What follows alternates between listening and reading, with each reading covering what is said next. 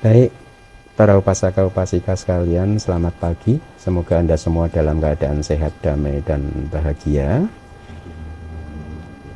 Anda baru saja mengambil sila, berarti dalam menit ini atau setengah jam ke depan mungkin sila Anda masih bersih, ya, karena baru saja diambil. Dengan demikian Anda pun mendengarkan Buddha Wacana ini dengan keadaan sila Anda yang masih bersih.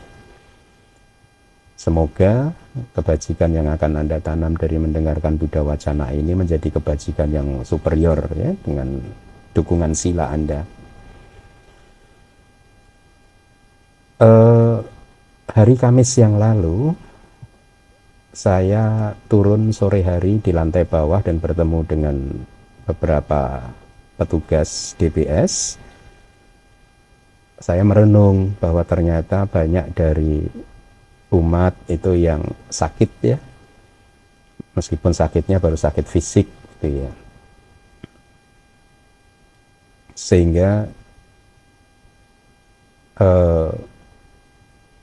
saya kemudian berpikir bahwa saya harus menyampaikan sesuatu kepada para umat, ya, bahwa ya memang kehidupan itu seperti itu. Jangan pernah berharap bahwa hidup tidak akan pernah sakit, ya. Karena kan jelas kan kata-kata Buddha di dalam Dhammacakkappavattana Sutta itu kan, hidup itu ya intinya adalah duka, ya. Nah, Anda tahu nggak definisi duka yang diberikan di dalam Dhammacakkappavattana Sutta? Yang pertama, jati piduka. Kelahiran itu adalah penderitaan. Jara piduka. Usia tua adalah penderitaan. Maranang pidukang, kematian juga adalah penderitaan. Yadi piduka nih, penyakit itu adalah penderitaan. Memiliki rasa sakit, penyakit itu adalah penderitaan. Apiyehi sampayoga duka, apiyehi sampayoga duka, berasosiasi atau berkumpul dengan mereka atau orang-orang yang tidak kita sukai, itu adalah duka. Yang ketujuh, piyehi wipayoga duka, ya, artinya berpisah, tidak berasosiasi dengan orang yang kita sayangi, kita sukai adalah duka. Kemudian yang ke-8-nya, yam picang nak labati tampi dukang. Tidak mendapatkan apapun yang kita inginkan adalah duka. Nah, Anda harus merenungkan itu, ya. Itu nasihat Buddha. Masih ada nanti yang terakhir, satu lagi. Tapi minimal yang pertama ini, 8 yang pertama ini Anda harus renungkan, ya, bahwa memang kehidupan seperti itu. Sehingga kalau Anda memahami bahwa kehidupan itu seperti itu, Anda akan lebih tenang dalam menghadapinya. Ada orang-orang yang ketika sakit mereka kehilangan ketenangannya, kehilangan keseimbangannya, kehilangan kebijaksanaannya, bahkan kemudian akhirnya rela untuk melakukan karma buruk dan lain sebagainya. Karena mereka udah kehilangan kebijaksanaannya. Mereka lupa bahwa memang kehidupan ya isinya ya seperti ini. Ya, kita karena apa? Karena kita sudah mengambil kelahiran. Setiap orang yang lahir akan mengalami duka yang tadi disebutkan di Dhammacakkappavattana Sutta. Walaupun demikian, meskipun memahami duka, jenis-jenis duka, definisi-definisi duka yang sudah saya sebutkan tadi adalah sangat membantu di dalam kehidupan Anda, memberikan modal yang berharga di dalam menghadapi setiap masalah, ya, memberikan guidance yang berharga ketika Anda menemui kesulitan-kesulitan di dalam kehidupan Anda. Dia bermanfaat di dalam kehidupan ini. Tapi merealisasi duka seperti yang tadi sudah saya sebutkan tidak akan pernah bisa membuat Anda menjadi orang yang mulia atau Arya Pugala, individu yang mulia, ya. Tidak akan pernah cukup kuat untuk benar-benar menghancurkan kilesa, ya. Kalau kita bicara menghancurkan kilesa, itu seperti pohon ya yang sudah ditumbangkan, dicabut sampai ke akar-akarnya sehingga nggak bisa tumbuh lagi pohonnya. Nah, kilesa juga begitu. Kita mempunyai kesempatan untuk menghancurkan kilesa, mencabut sampai ke akar-akarnya sehingga kilesa tertentu tidak akan pernah bisa muncul lagi. Bukankah ini adalah keadaan yang kita idam-idamkan? Benar nggak? Mempunyai batin yang sama sekali bersih dari kilesa, dalam arti kilesa tidak pernah bisa muncul lagi. Ini kan tujuan kita menjadi murid Buddha ya. Anda harus bisa membedakan. Di dalam kehidupan sehari-hari Anda banyak kilesa muncul, kadang tidak muncul ya. Tapi ketika tidak muncul itu bukan berarti bahwa Anda sudah menghancurkan kilesa sampai ke akar-akarnya, karena keesokan harinya kilesa itu muncul lagi. Ya kan? Kenapa begitu? Karena belum dicabut sampai ke akar-akarnya. Nah, tadi saya katakan memahami dukkha dengan definisi-definisi yang sudah saya berikan tadi cukup bermanfaat untuk kehidupan sehari-hari, tapi tidak cukup kuat untuk menghancurkan kilesa. Lalu bagaimana Bante pemahaman dukkha yang bisa membuat kilesa itu hancur? Jawabannya Anda harus merealisasi definisi dukkha yang terakhir yang diberikan oleh Buddha di dalam Dhammacakkappavattana Sutta, yaitu sangkitena pancu padana kanda dukkha. Artinya apa? Secara ringkas Buddha berkata, 5 agregat yang menjadi objek pelekatan kita, objek keterikatan kita ya, itu adalah dukkha. Nah, kalau bicara 5 agregat itu tidak hanya 5 agregat di dalam internal kita saja, tetapi juga 5 agregat eksternal ya. Bagi suami 5 agregat istrinya ya, kalau dilekati itu juga adalah dukkha. Bagi istri 5 agregat suaminya kalau dilekati adalah dukkha. Bagi orang tua 5 agregat anaknya kalau dilekati adalah dukkha. Jadi kuncinya, kalau dukkha hanya muncul kalau dilekati, kalau Anda terikat ya. Nah, definisi dukkha yang terakhir inilah yang apabila Anda bisa melihatnya di dalam meditasi vipassana dan vipassana Anda berkembang secara penuh, berhasil, maka pada satu momen akan muncul magga citta. Magga citta itu kesadaran jalan yang sering Anda baca juga. Nah, magga citta ini mempunyai kekuatan untuk menghancurkan kilesa. Jadi yang bisa menghancurkan kilesa adalah magga citta atau kesadaran jalan. Ya. Nah, ini nasihat Buddha. Ya. Tentu Buddha mengharapkan kepada kita semua untuk bisa memahami dukkha ini dengan sebaik-baiknya. Dukkha tidak harus kita hindari, ya. Jangan pernah menghindari dukkha, karena itu hanya akan membuang-buang waktu. Kenapa? Karena di sepanjang kehidupan dukkha itu akan terjadi. Mau sampai kapan Anda menghindari dukkha? Ya, Anda menghindari dukkha A, besok dukkha B muncul. Ya, dukkha B Anda hindari lagi, dukkha C muncul. Mau sampai kapan? Itulah mengapa Buddha mengajarkan kepada kita dukkha itu harus diparinyea. Parinyea itu harus dipahami secara penuh. Anda benar-benar harus memahami secara penuh bahwa kelahiran adalah dukkha, usia tua adalah dukkha, kematian adalah dukkha, dan seterusnya. Pahamilah itu secara penuh, termasuk memahami 5 agregat yang menjadi objek keterikatan Anda itu adalah dukkha. Ya. Nah, saat ini kita sudah lahir sebagai manusia. Di dalam Nakassika Sutta, Nakassika itu berarti apa? Nakassika, ujung kuku, ya, ujung jari kuku. Buddha berkata seperti ini. Jadi Buddha mengambil debu dengan ujung kukunya, seujung kuku saja debu. Kemudian dia bertanya kepada para bhikkhu,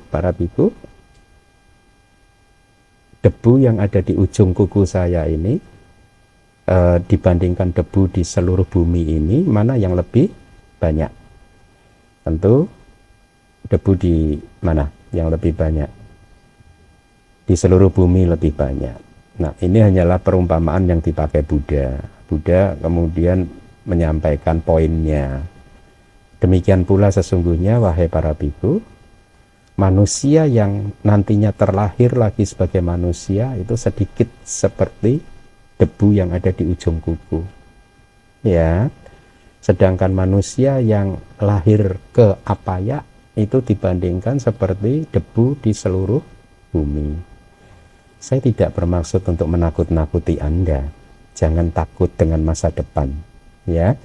Jangan takut dengan masa depan. Tugas kita hanyalah melakukan hal yang terbaik yang bisa kita lakukan di setiap momennya. Lakukanlah saja yang terbaik. Jangan dihantui oleh masa depan. Jangan terteror oleh masa depan. Ya, karena saya sudah berceramah kan, kalau Anda ingin lolos dari teror masa depan, Anda saya silahkan untuk mendengarkan ceramah saya yang berjudul Jangan Memfitnah Ular.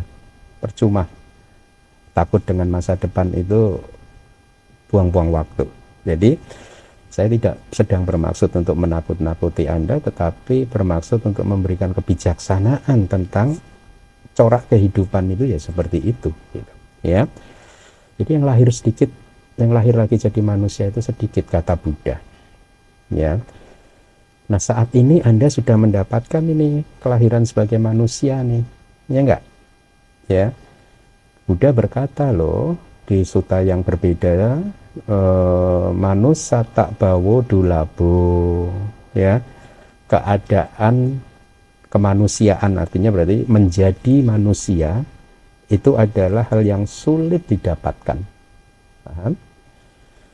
Jadi di sutta Buddha itu menyebutkan ada 5 hal yang sulit didapatkan. Ya, sesulit apa?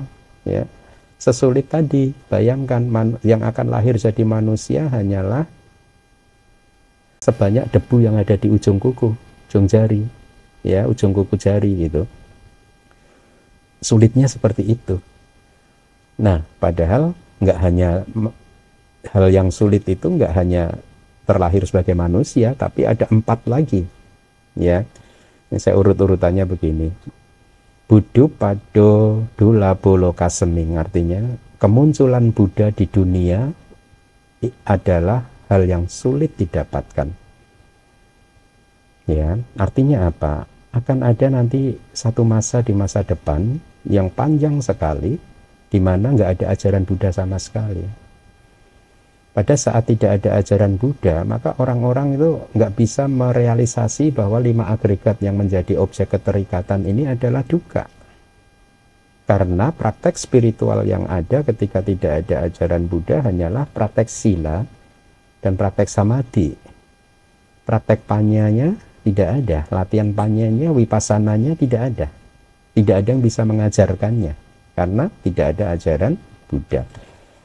Nah, walaupun saat ini Buddha sudah parinibbana, tetapi ajarannya kan masih bisa kita rasakan.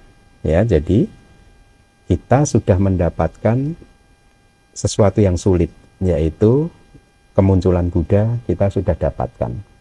Satu, urutannya. Yang kedua, kemudian manusa tak bawu dulabu tadi kita sudah dapatkan kan, jadi manusia kan. Kemudian yang ketiga adalah sada sampati dulabo, pencapaian keyakinan iman terhadap Buddha, Dhamma dan Sangha itu adalah sesuatu yang sulit didapatkan. Coba bayangkan berapa banyak, kalau katakanlah umat Buddha di Indonesia ada 2 juta umat, berapa banyak dari 2 juta itu yang benar-benar mempunyai keyakinan terhadap Buddha, Dhamma dan Sangha? Tidak banyak. Tidak banyak.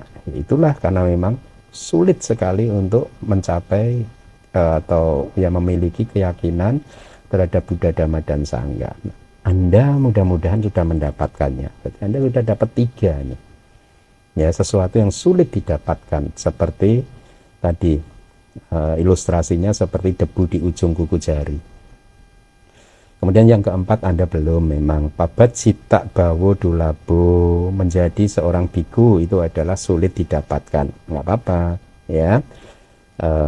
Anda yang keempat tidak mendapatkan, nggak masalah, ya. Nanti misalkan ada retret ikut, kemungkinan mungkin Desember kita DBS mengadakan retret ikut.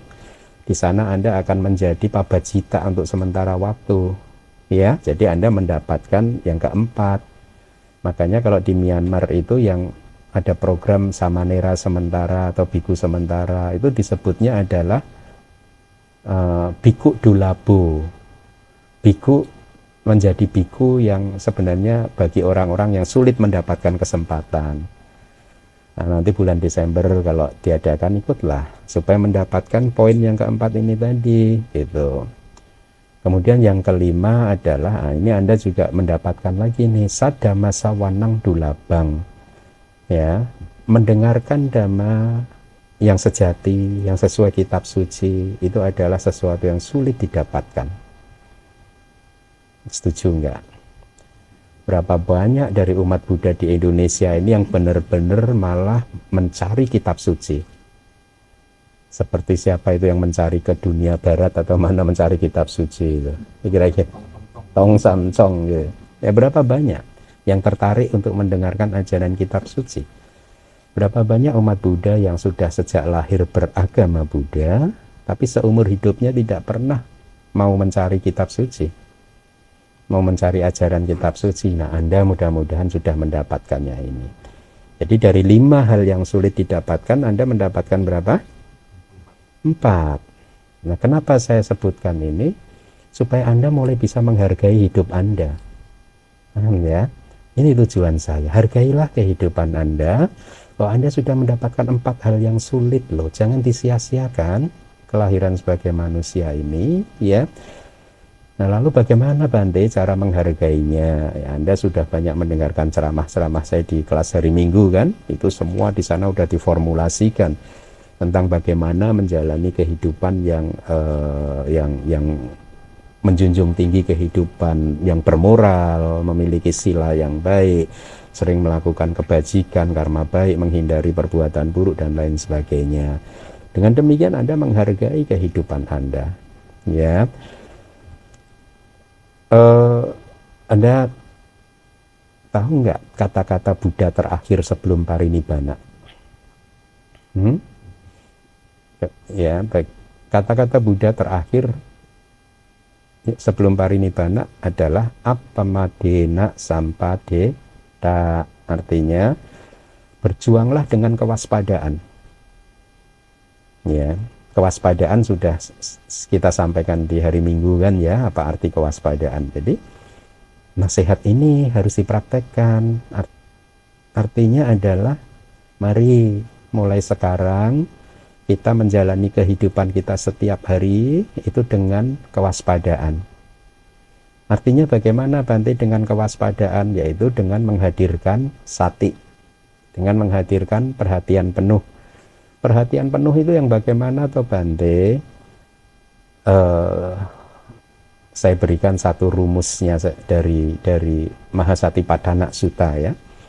Kata-kata Buddha di Mahasatipattana Sutta itu begini.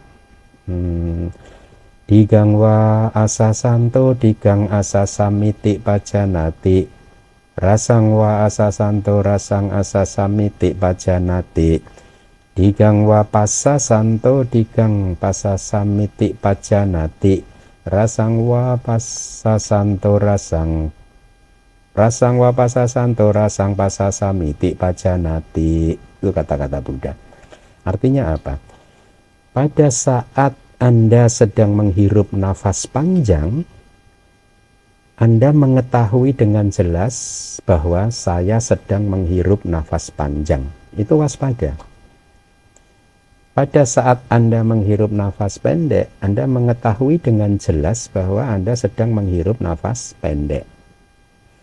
Pada saat Anda menghembuskan nafas panjang, Anda mengetahui dengan jelas Anda sedang menghembuskan nafas yang panjang. Pada saat menghembuskan nafas yang pendek, Anda mengetahui bahwa Anda sedang menghembuskan nafas yang pendek. Kata-kata Buddha jelas, pajanati, ya. Janati itu artinya mengetahui, tapi diberi awalan oleh Buddha pak. Pajanati, awalan pak, itu artinya tidak sekedar mengetahui, tapi Anda benar-benar harus mengetahuinya dengan jelas. Yes, dengan jelas. Jadi ini harus diaplikasikan tidak hanya ketika Anda bernafas masuk, bernafas keluar, ya, ketika nanti Anda melakukan aktivitas apapun, Anda harus waspada dengan cara apa? Pajanati. Anda harus mengetahui dengan jelas, misalkan nanti mau mempersembahkan makanan, Anda mengetahui dengan jelas bahwa saat ini saya sedang mempersembahkan makanan. Ketika Anda berjalan, Anda mengetahui dengan jelas bahwa Anda saat ini sedang berjalan. Bahkan nanti kalau sati Anda itu semakin jelas, Anda akan bisa melihat perubahan-perubahan di dalam setiap detiknya gitu. Tapi untuk praktek sehari-hari cukup aja pajanati tadi, ya. Atau mungkin ketika melangkahkan kaki sebelah kanan, Anda mengetahui dengan jelas saya sedang melangkah dengan kaki kanan. Dengan kaki kiri melangkah, Anda mengetahui dengan jelas saya sedang melangkah dengan kaki kiri. Nah, dengan demikian itulah kewaspadaan. Anda menghadirkan sati. Jadi kuncinya apa? Pajanati, mengetahui dengan jelas. Seseorang mengetahui dengan jelas. Baik, jadi itu yang bisa saya sampaikan pagi hari ini. Jadi apa madina sampadeda, berjuanglah dengan kewaspadaan dengan cara mengetahui dengan jelas aktivitas-aktivitas Anda sehari-hari.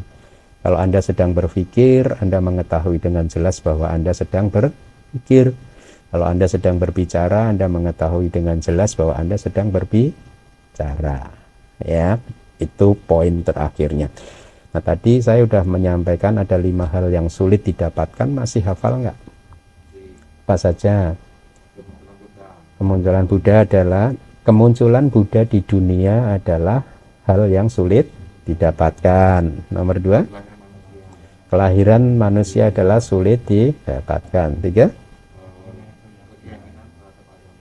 mempunyai keyakinan terhadap Buddha, Dhamma, dan Sangha adalah hal yang sulit didapatkan. Nomor 4, menjadi pabajita adalah hal yang sulit didapatkan. 5, mendengarkan Dhamma yang sejati adalah hal yang sulit didapatkan. Dari 5 Anda sudah mendapatkan berapa? 4. Oleh karena itu hargailah kehidupan Anda dengan menjunjung tinggi kehidupan bermoral, memperbanyak melakukan perbuatan, jangan terjebak pada dunia, ya. Dengan demikian Anda akan lebih damai dan bahagia.